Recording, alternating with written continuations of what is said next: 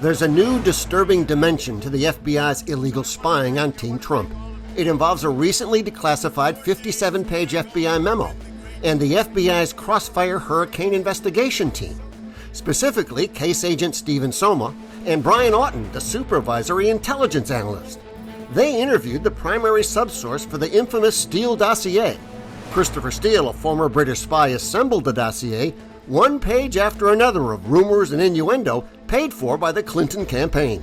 During 3 days of questioning in January 2017, the primary subsource demolished the credibility of both Steele and his dossier. But the FBI kept that fact a secret, and it stayed a secret for nearly 3 years. The true story was hidden in the pages of this FBI summary of the interview, written by the intel analyst. The facts only came to light after the memo was analyzed by investigators for the Inspector General at the Justice Department. The FBI's 34-month deception is the focus of this video. The FBI interview team covered up the primary subsource's story, a story that should have immediately ended the illegal spying on Team Trump, but didn't. I'll get into the details, but first, some context. The FISA warrants to spy on Team Trump were based on the lies in the Steele dossier. The FBI and Justice Department told the FISA court key facts in the dossier were verified. That wasn't true. The dossier was never verified by the FBI, the Justice Department, or Christopher Steele. Steele's information came from someone known only as the primary subsource. His existence was revealed in the IG report and the focus of Senate hearings last December. What you need to know, this is not what Steele found himself. This is what he gathered from one person. The source's name was a secret. Not anymore.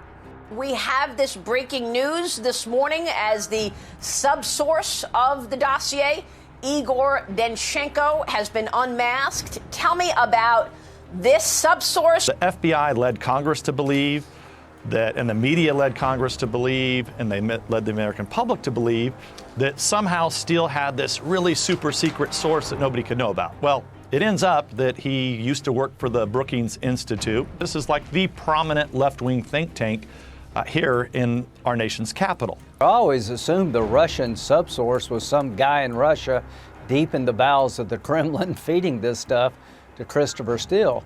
The subsource was a senior Russian researcher at the Brookings Institute and an employee of Christopher Steele living in the United States. Danchenko was born and raised in Russia. He went to college there, came to the United States for graduate school. He lives and works in Washington, D.C. He was interviewed at the FBI's Washington field office. Danchenko shredded the credibility of the dossier, but that assessment can't be found anywhere in this 57-page summary of the interview. Not even a hint.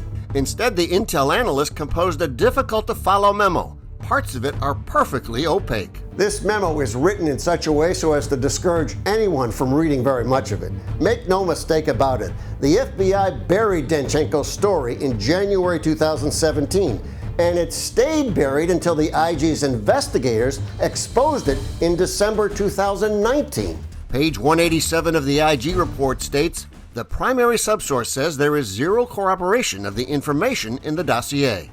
What did the subsource say specifically? As your report goes on to say, it says Steele misstated or exaggerated multiple sections of the reporting. What does the Russian guy tell the FBI about the dossier? That Steele misstated or exaggerated the prime subsource's statements? Let's take a closer look at what happened in the FBI interview room as it's laid out in the memo. The first 19 pages are mostly about Danchenko's education, work history, and his sources. Then Danchenko is shown various paragraphs in the dossier. He's asked if he knows who the source is. Does the text accurately reflect what he told Steele? If you just read the memo, it's hard to grasp the whole storyline. That's because the memo doesn't include the dossier paragraphs that are being discussed. To make any sense of this at all, you need to compare the memo with the dossier. That's what the IG's investigators did, and that's how they discovered Steele's misstatements and exaggerations. Back to the interview. When Agent Soma asks about Danchenko's source network, Danchenko's attorney jumps in. Quoting the memo, the attorney balked at the use of the term network, stating the preferred term was social circle. So it's Danchenko's old friends and drinking buddies back in Russia feeding him information. Danchenko would then brief Steele, who would ask for corroboration. Danchenko objected. Quoting the memo, Danchenko told Steele he did not want to go back to his friends 3 or 4 times to get additional material. The reason given on page 46?